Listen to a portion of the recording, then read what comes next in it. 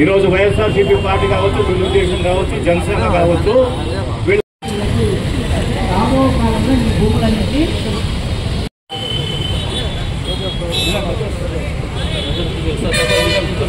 అలాగే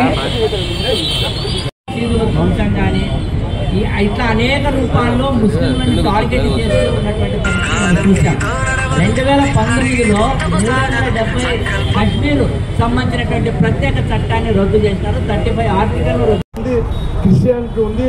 ఇవన్నీ కూడా ఉన్నప్పుడు కూడా వారి మతంలో కూడా జోక్యం చేసుకుంటే కులాలు ఉన్నాయి, వర్గాలు ఉన్నాయి, రాజకీయ పార్టీలు ఉన్నాయి. ఎన్ని విభేదాలు పార్టీలు ఇవన్నీ ఉన్నా కూడా అందరూ సమానమే.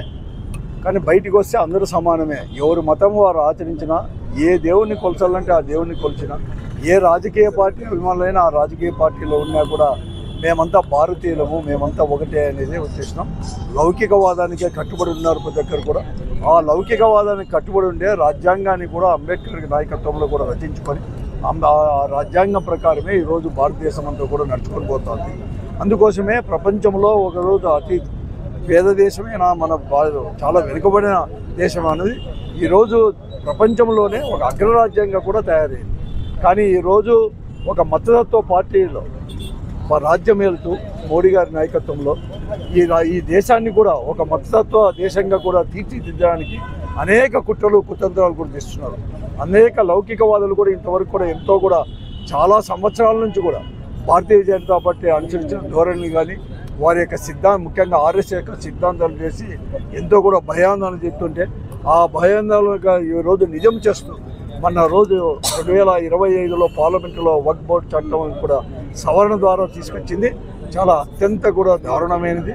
ఈరోజు మన భవిష్యత్తుకే, దేశ భవిష్యత్తుకే ఒక గొడ్డలు పెట్టాలంటిది అని కూడా చెప్పక తప్పదు.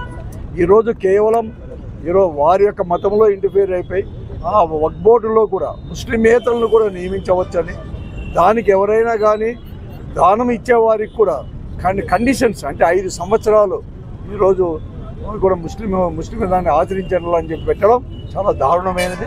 కానీ దీన్ని వెంటనే కూడా ఉపసంహరించుకోవాలని చెప్పేసి ఉన్నారు. ముఖ్యంగా దీన్ని కేవలం ముస్లింలే కాదు ఆలోచన చేయాల్సింది. ఈరోజు ముస్లిమేతరులు ముఖ్యంగా హిందువులు దీన్ని పెద్ద ఎత్తున కూడా చేయాల్సిన అవసరం కూడా ఉంది.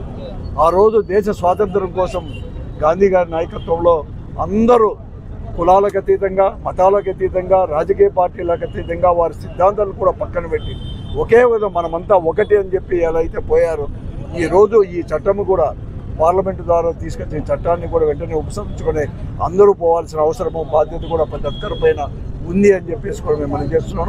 అందుకోసమే ఈరోజు ఈ యునైటెడ్ ఫ్రంట్ ద్వారా ఏదైతే రిలే నిరాదీక్ష చేశారో దాన్ని ఉపసంహరించాలని చెప్పేసి ఈరోజు వైఎస్ఆర్ కాంగ్రెస్ పార్టీ కూడా వారికి సంఘీభావం చెప్తూ పూర్తి మద్దతు కూడా ఇస్తూ అలాగే చేస్తూ అందరూ కూడా ఆలోచన చేయాలని చెప్పి